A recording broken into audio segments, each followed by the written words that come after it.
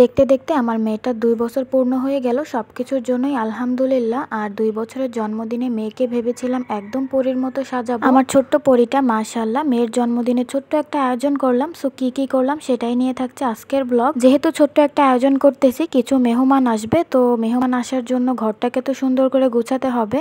তো ফার্স্টেই আমি বিছানার চাদরটা চেঞ্জ করে নিলাম আর সুন্দর করে কিন্তু ঘরটাকে পরিপাটি করে নিলাম। ঘর গোছানোর দায়িত্বটা আমিই নিয়েছি আর রান্নাবান্নার দায়িত্বটা আম্মুই নিয়েছে। সমস্ত রান্নাবান্না সবকিছুই আম্মু করতেছে আর এদিকে তো আমি সবকিছু গুছিয়ে নিচ্ছি। তার আগে রান্নাবান্না গুছিয়ে দিয়েছি, যেমন মশলাটা ব্লেন্ড করে দিয়েছি আর বাকি সব কাজ আম্মুই করতেছে। আমার আম্মুর হাতের রান্না অনেক বেশি মজা, এই জন্য রান্নাবান্নাটা সবসময় আম্মুই করে থাকে। মানে বলতে পারেন এক একজন এক এক কাজে বিজি আছে। আমি ঘর গুছাচ্ছিলাম আর আম্মু তো রান্নাবান্না করতেছে আর মুনিয়ার বাবা চলে গেছে কেক নিয়ে আসতে। আমার ঘর গোছাতে গোছাতে এদিকে আম্মু রান্নাবান্নাও সবকিছু কমপ্লিট হয়ে গেছে। এই তো এদিকে কিন্তু গরুর মাংনা করেছে আর মনিয়া বুড়ি যেহেতু নেই সেহেতু কিন্তু আমাদের কাজগুলো আরো তাড়াতাড়ি হয়ে যাচ্ছে, কারণ দুষ্টু বুড়ি যেহেতু অনেক বেশি দুষ্টুমি করে, ও থাকলে সব কাজেই লেট হয়ে যায়, যার কারণে ওকে ওর বাবার সঙ্গে পাঠিয়ে দিছি কেক নিয়ে আসতে। আর ততক্ষণে আমরা এদিকে সব কাজগুলো কমপ্লিট করে নিব। তো আজকে রান্না হয়েছিল পোলাও, সাদা ভাত, ডিম ভোনা, গরুর মাংস এবং মুরগির মাংস। এটাই ছিল আমাদের ছোট্ট একটা আয়োজন। তো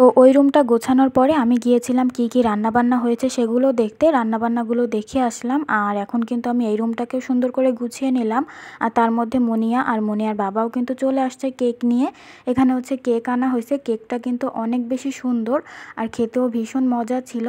তো কেকটাকে আমি ফ্রিজে রেখে দিলাম, যেহেতু কিছুক্ষণ পরে কাটা হবে, তো ফ্রিজে রাখলে একটু ঠান্ডা হলে ভালো লাগবে। আর এদিকে সিম্পল করে একটু বেলুন দিয়ে সাজিয়ে নিলাম, একদম ছোটোখাটো আয়োজন।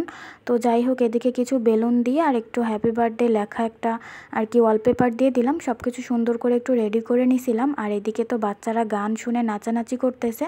মাশাআল্লাহ, দেখতে কিন্তু খুবই সুন্দর লাগতেছে। এইবার আমার প্রিন্সেসটাকে আমি সাজাবো, তো ওকে যে ড্রেসটা পরাবো ড্রেসটা বের করে নিলাম।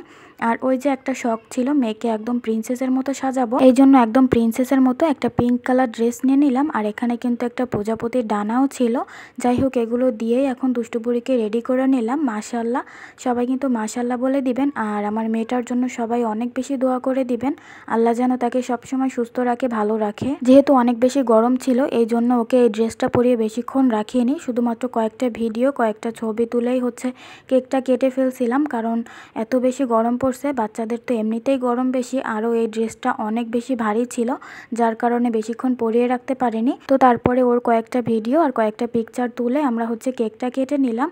আর এই কেক কাটার টাইমে আর তেমন একটা ভিডিও বা পিক তোলা হয়নি, যেহেতু অনেক বেশি গরম ছিল, বাচ্চারা অনেক বেশি বিরক্ত করতেছিল। তো এখানে সবাই মিলে কেকটা কেটে নিলাম। তো এটাই ছিল আমার মেয়ের 2 বছরের জন্মদিনের ছোট্ট একটা আয়োজন।